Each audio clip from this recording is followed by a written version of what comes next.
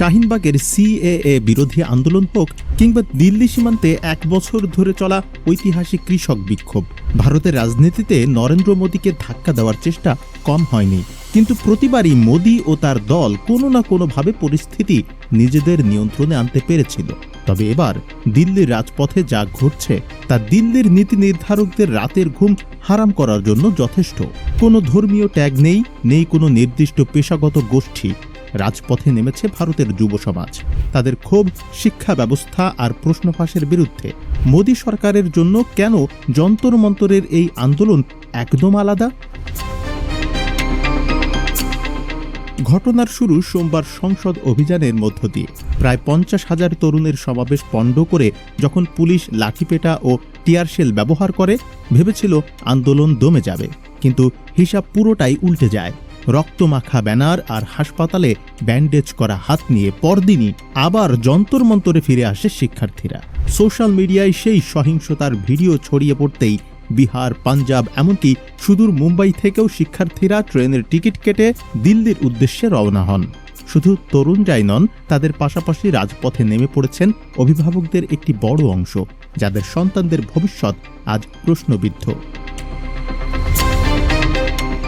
বিক্ষোভকারীদের মূল দাবি একটাই, ভারতের কেন্দ্রীয় শিক্ষামন্ত্রী ধর্মেন্দ্র প্রধানের পদত্যাগ এবং গলদঘর্ম প্রতিযোগিতামূলক পরীক্ষা ব্যবস্থার আমূল সংস্কার। এই আন্দোলনের পেছনে প্রথাগত কোনো রাজনৈতিক দলের ব্যানার নেই। তবে এই নেতৃত্বাধীন আন্দোলনে শিক্ষার্থীদের মূল অনুপ্রেরণা হয়ে দাঁড়িয়েছে শিক্ষা ও পরিবেশকর্মী সোনম ওয়াংচুক। তার অনশন এবং তীব্র বক্তব্য এই আন্দোলনকে দিয়েছে এক নতুন গতি ও মানসিক শক্তি, যা রাজপথ ছাপিয়ে ছড়িয়ে পড়েছে পুরো ভারতে। রাজনৈতিক বিশ্লেষকদের মতে মোদীর 12 বছরের শাসনামলে এই আন্দোলনটি সবচেয়ে স্বতন্ত্র। 2019 সালের শাহিনবাগ আন্দোলনকে সরকার সমর্থকরা একটি নির্দিষ্ট ধর্মীয় গোষ্ঠীর আন্দোলন হিসেবে তকমা দিতে পেরেছিল।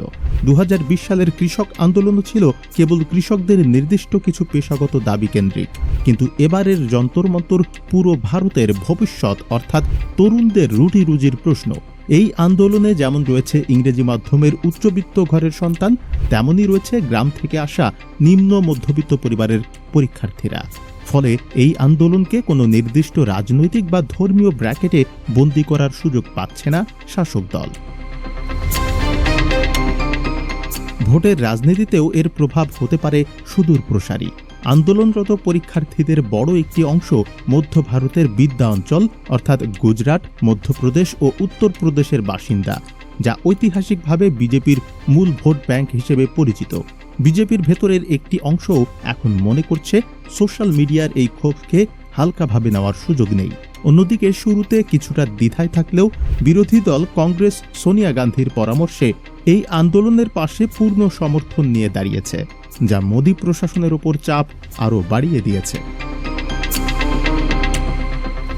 ইতিহাস সাক্ষী, তরুণ ও শিক্ষার্থীদের ক্ষোভ যখন রাজপথে গড়ায়, তখন কোনো ক্ষমতাই তা সহজে থামাতে পারে না। যন্তর মন্তরের এই বিক্ষোভ মাত্র কয়েক দিনের পুরনো হলেও এটি ভারতের আগামী রাজনীতির মোড় ঘুরিয়ে দেওয়ার ক্ষমতা রাখে।